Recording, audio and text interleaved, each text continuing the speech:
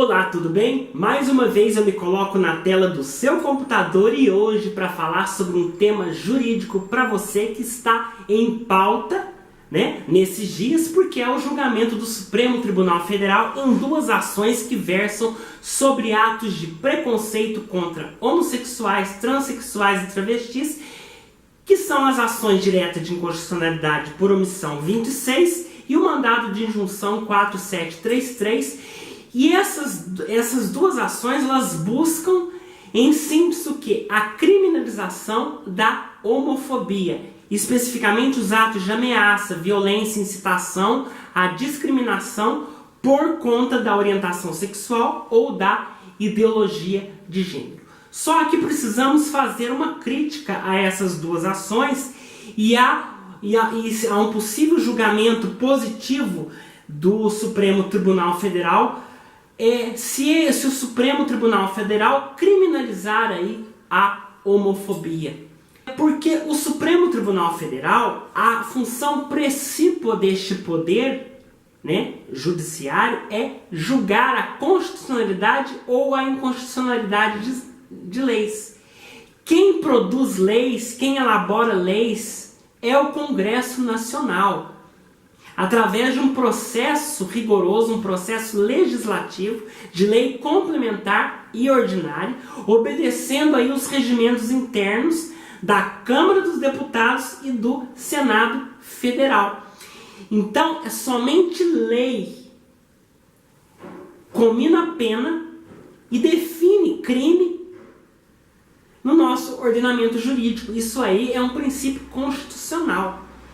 O Supremo Tribunal Federal, legislando atipicamente, ele estará contrariando o que diz a própria Constituição Federal. Ele não pode legislar, e principalmente em matéria criminal, porque o ordenamento jurídico criminal, ele obedece o princípio da reserva legal. E o que é o princípio da reserva legal? Que não há crime nem pena sem lei.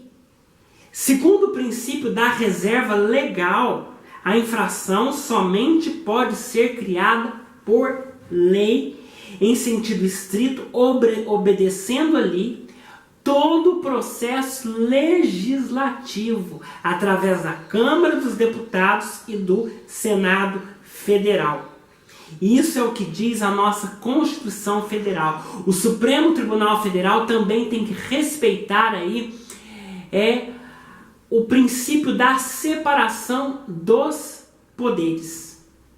E um princípio também que nós não podemos perder de vista é que não há crime nem pena sem uma lei anterior. Se eu cometo um ato hoje que não é considerado crime, eu não posso ser criminalizado se amanhã este ato que eu cometi se tornar crime. Então é o princípio da anterioridade. Não há crime também, nem pena, sem lei escrita. Ou seja, só a lei escrita, ela pode criar crimes e sanções penais e punições, previsão de penas, excluindo, ou seja, o direito consuetudinário, o direito aos costumes para a fundamentação ou agravação de uma pena. Não há crime nem pena sem lei estrita, ou seja, a lei tem que ser específica.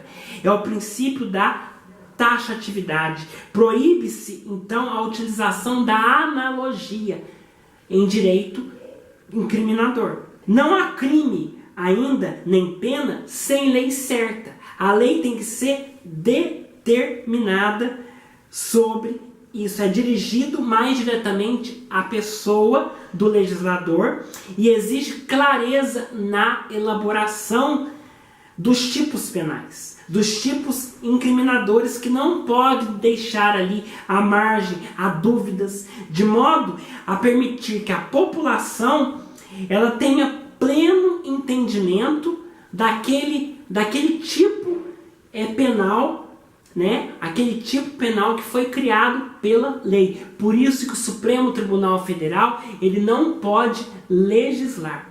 Aí você pode questionar o seguinte: mas no caso da greve do servidor público. Não existe uma lei que regulamenta a greve do servidor público civil. E houve um mandado de injunção 670 que foi interposto para que o Supremo suprisse essa omissão legislativa, até que o Congresso elabore aí uma lei que regulamente a greve dos servidores públicos civis. Aí você pode questionar, mas se houve aí um mandado de injunção e o Supremo aí fez aí, legislou nesta matéria, entre aspas, atipicamente, por que então não acontecer isso em matéria criminal? Porque, como eu expliquei, há o princípio da reserva legal. Em matéria criminal, não se pode permitir isso, porque a Constituição Federal, ela proíbe.